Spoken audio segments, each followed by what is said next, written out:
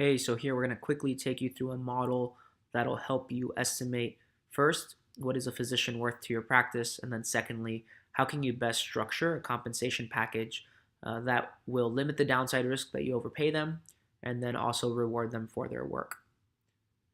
So this has four primary steps here. First, we want to estimate a conservative salary. Then we want to set a salary based off of market conditions. Then we'll build a bonus structure for that physician, and then we'll review model estimates to make sure everything's in line with what we'd expect. And in the event that you want to review those model estimates with the physician, they'll have an idea of what they can expect to earn with you. So moving into the first section, what you'll want to do is create a range of estimates. So it's impossible to know specifically how a physician will behave, but based off of prior experience with your physicians, you could probably create a range. In this case, we've created a rather wide range. But again, the more you know, the more narrow that range can get as your confidence goes up as to how that physician is going to perform. In terms of the model, there's two types of cells. You'll notice that there's green cells, those are inputs, and then there's white cells, those are outputs. So if we're looking at this first line, which is Medicare allowable by day, and again, we are going to strongly recommend that all your calculations are Medicare allowable by day. And that's because if you're using charges that are in your system, unless those are again mapped to what you expect to collect, then when you do these calculations, if they're not what you expect to collect, as you do these calculations, you're going to either over or underestimate the collections for the physician. So if you use Medicare allowable by day and then you use your contract rates, it's the best way to be accurate. So we have Medicare allowable by day. And again, that's a white cell, so that's an output. And that's coming from the total encounters by day and the Medicare allowable by day. So what you're going to want to do here is look at physicians that are similar in your group to the incoming physician, and then understand, all right, on average, how many people or how many patients do we expect this physician to see per day? And this includes surgical volume, clinical volume, minor procedures, really on average per day. If you take all their work together, what does that look like? And then what's the estimated Medicare allowable by encounter? So depending on their mix of clinical to surgical to minor procedures and the codes that they're billing, what's that going to look like? And again, the best suggestion here is to use similar physicians to develop these estimates. You'll note here that these estimates are creating a range, so from 4,700 to 8,000. And the idea there is again, to kind of think worst case scenario, best case scenario. That way you get a window of what it might look like. Next, we jump into the collection rate. So this is what your contract rate is. So let's say that most of your contracts are 100% of Medicare allowable. Best case scenario, you collect 100% of Medicare allowable. Worst case scenario depends on what your denial rate is for your physicians, but let's say worst case here would be a 5% denial rate. The next step is to look into physician RVUs. So we have a link within the article that gives you a more in-depth view into RVUs. But here, let's just assume 45% of the Medicare allowable is considered for the physician. And then as a quick note, remember RVUs, there's practice RVUs, physician RVUs, and malpractice RVUs. So there's three parts, and so we'll assume 45% for the physician. So when we multiply the Medicare allowable by day by the collection rate by the physician RVU, we get a care reimbursement by day. So how much cash can we allocate towards care per day? And that's kind of the number to work off of from a very high level.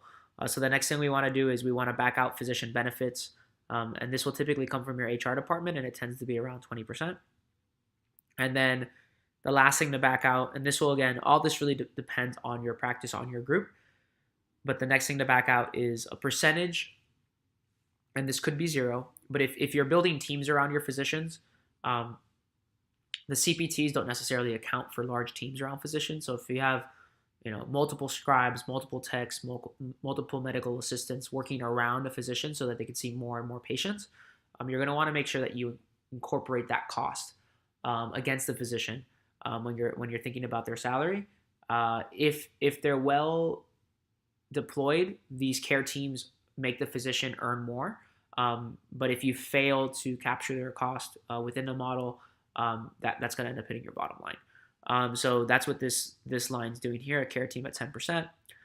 So once we back that out, we get a physician daily collection rate. So this is essentially what you could pay the physician by day, rough estimate, um, and still have a profitable group. Um, After you do that, you want to then calculate, well, if this is what they get by day, what can we pay them per year? And what's missing there is understanding how much time they're taking off. So let's say they get 6 weeks off per year, and they work 5 days a week. You could, again, change this to whatever you might need. It could be that they work 4 days a week.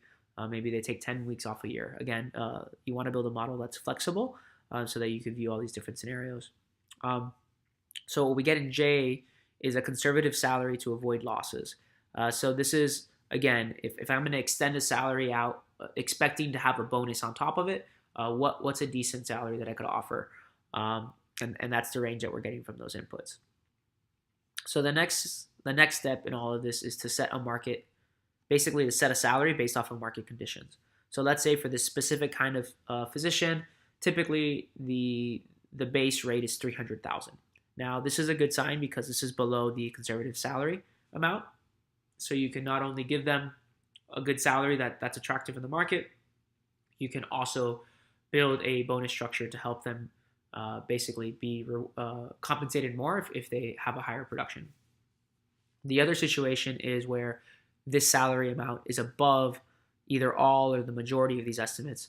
And that's a situation where you have to understand why is this happening, and then where possible, address some of those issues, and then work with the physician to see if they're willing to take a lower salary, if you give them a better bonus structure, or really what do you need or how can you work that deal out. So that's a slightly harder situation. So here for this exercise, we're going to assume the $300,000 salary. All right, so the next step is to develop this bonus structure.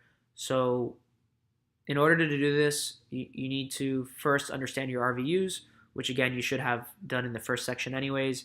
And then secondly, you'll need to have a good understanding of your cost structure via your P&L. So in-depth review of your P&L is the last thing that's needed to develop a proper bonus structure.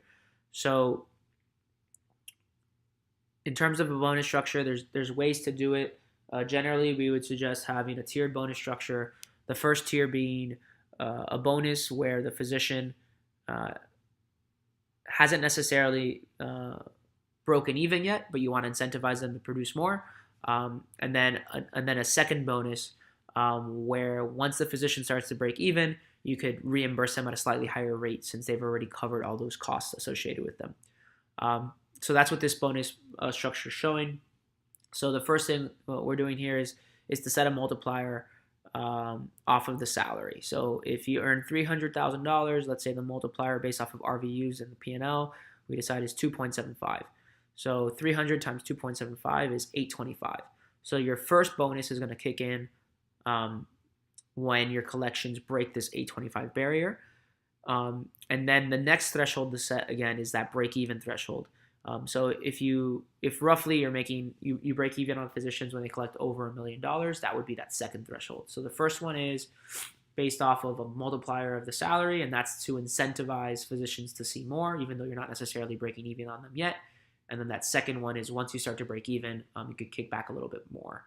And then the bonus percentages for these two thresholds kind of show that. So 25% when the practice isn't breaking even on them yet, but you want to incentivize more care.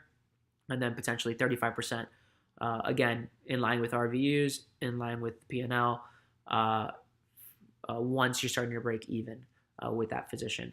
So it's a straightforward calculation. Once you understand the P&L and the RVUs, that's the hard part. So this seems simple. The harder part here is on the P&L side and on the RVU side.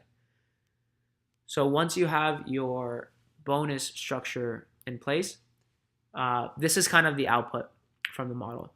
So you have estimated collections, and that's a function of Medicare allowable by day times days worked.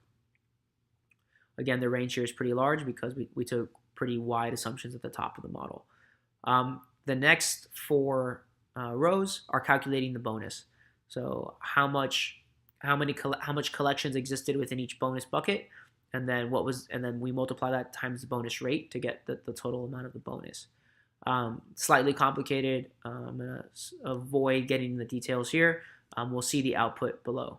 So we have the $300,000 salary for the physician. We have the estimated total bonus, which is the sum of S and T. So that's where that's coming from. And you'll see again, the bonus is what's really driving the compensation here. Then we have estimated benefits because we want to add those back in. And then that gives us a total comp. So again, this is a wide range. As you review your physicians and get a better understanding of the physician that's coming in, you can narrow this range in more. And then when you meet with a physician, you could explain to them not only the compensation that you're offering them, but their potential in terms of total compensation based off of the bonus structure. You could give them a range so that they're more aware of what's possible. So I hope this helps. If you have any questions, please feel free to reach out.